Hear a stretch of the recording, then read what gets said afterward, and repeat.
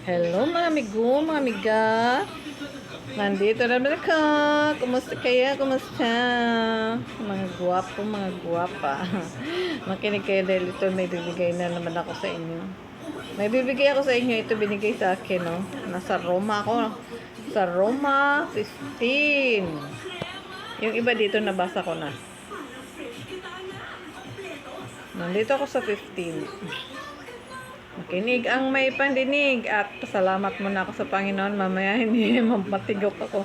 Salamat muna ako sa Panginoon at sa aking Holy Spirit. Thank you, Father God, at saka sa aking Holy Spirit sa mensaheng ipapahayag ko ngayon na nagmula sa inyo.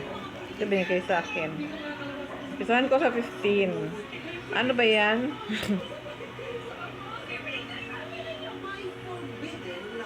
Sa 15, bigyang kasiyahan ang kapwa, huwag ang sarili.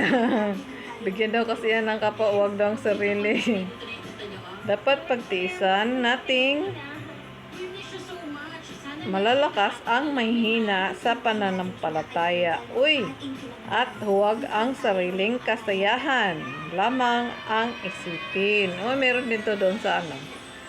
Doon sa, saan ba yan? Sa Thessalonica, meron din to doon, version doon. Wag lang sa sariling kasiyahan lamang ang isipin. Bigyan natin ang kasiyahan ng ating kapwa kung ikabubuti niya upang lumakas ang kanyang pananampalataya. Si Kristo man ay hindi naghangad ng sariling kasiyahan, kundi ayon sa nasusulat. Sa pag-alipusta nila sa iyo, ako ang inalipusta. Anumang nasa kasulatan noon pang una ay nasulat na. Ikatututo natin sapagkat lumakas ang ating loob at nagkakaroon ng pag-asa kapag binabasa natin ang mga aral na matatagpuan dito. Loobin nawa ng Diyos na magpatatag at nagpapakalakas ng loob na mamuhay kayong may pagkakaisa kay Kristo Jesus, sa gayon sama-sama kayong magpuri sa Diyos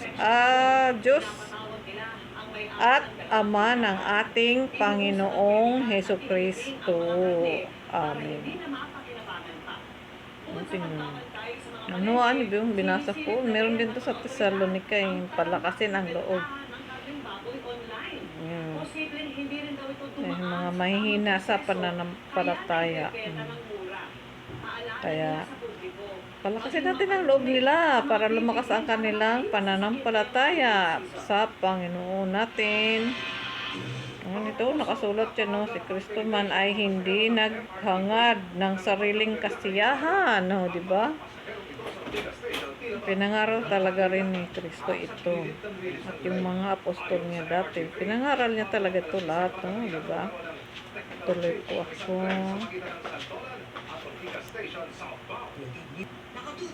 Asan na ba yun? Oh, ito na. Nasa 7 ako, ha. Ang mabuting balita sa mga hintil naman. Kung paano kayo'y malugod na tinanggap ni Kristo, ngayon din ang gawin ninyo sa isa't isa upang maparangalan ninyo ang Diyos. Sinasabi ko sa inyo, si Kristo'y naging lingkod ng mga Hudyo upang ipakilala na tapat sa Diyos at tinutupad ang mga pangako niya sa mga patriarka.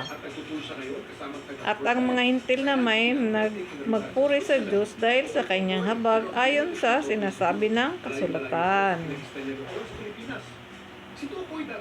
Alam nyo, yung Holy Spirit, yung green, no?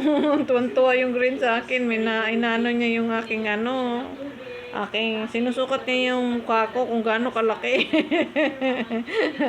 Ito, babasahin ko lang, nandito sa dito sa 8. Sinasabi ko sa inyo, si Kristo'y naging lingkod ng mga Hudyo upang ipakilala sa tapat na tapat ang Diyos at tinutupad ang mga pangako niya sa mga patriarka. Alam nyo, yung Holy Spirit ko sa tumtong sinasabi ko. Doon sa mismong ko, doon siya yung Holy Spirit ko, kumikitab-kitab. Ay, nag-react yung Holy Spirit ko. Doon kumukutitap-kutitap. Doon siya. Tuloy na ako, ha. Ituloy ko na lang to dito sa 8. Sinasabi ko sa inyo, si Kristo'y naging lingkod ng mga Hudyo upang ipakilala na tapat ang Diyos at tinutupad ang mga pangako niya sa mga patriarka at mga hintil na may magpuri sa Diyos dahil sa kanyang habag ayon sa sinasabi ng kasulatan. Kaya't papupurihan kita sa harapan ng mga hintil. Ang Holy Spirit ko, panay ang react.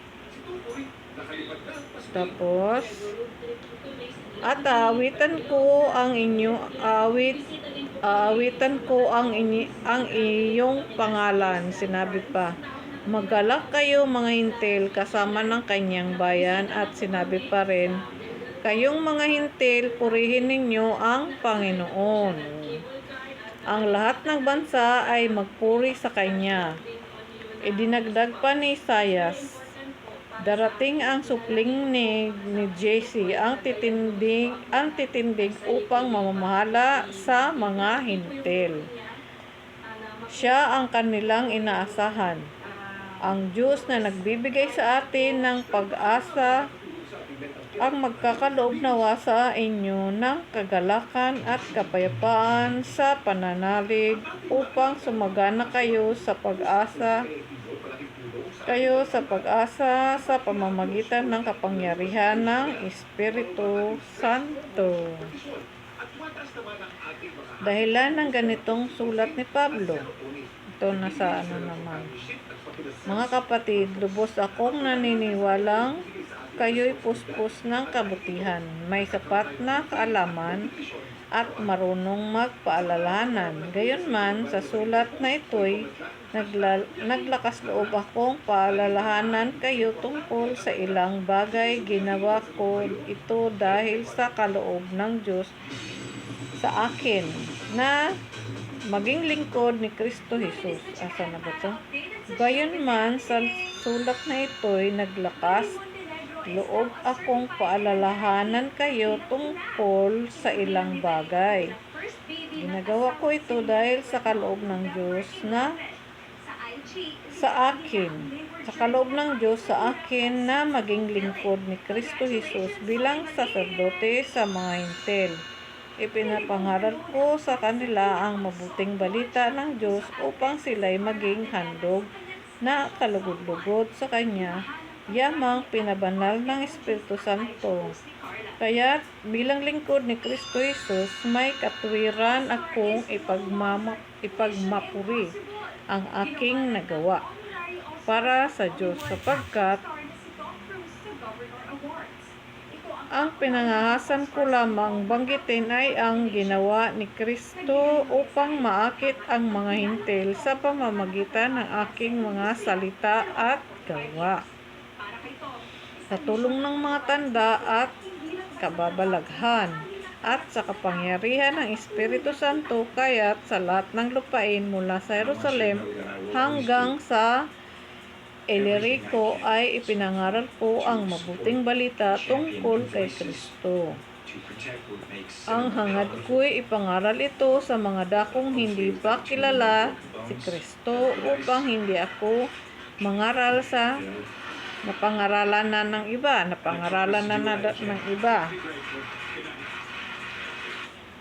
Ganito ang sinasabi ng kasulatan, makakikilala ang hindi pa nakababalita tungkol sa Kanya, makaunawa ang hindi pa nakaririnig tungkol sa Kanya. Balak ni Pablo na dumalaw sa Roma. Yan ang dahilan kung bakit hindi ako matuloy-tuloy sa paggunita sa inyo. Ngunit ngayong tapos na ang gawain ko sa lupaing ito at yamang matagal ko nang gustong-gustong makapunta riyan, inaasahan kong magkikita tayo pagdaan kong patungo sa Espanya.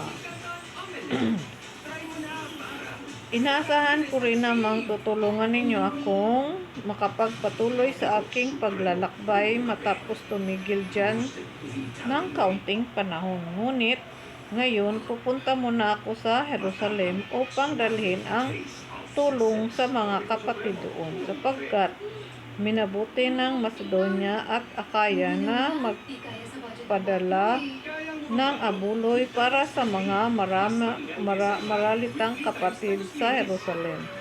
Nag-react yung Holy Spirit ko dito. Sapagkat minabuti ng Macedonia at Akaya na magpadala ng abuloy para sa mga maralitang kapatid sa Jerusalem. Malugod nilang ginawa iyon at talaga namang dapat nilang gawin.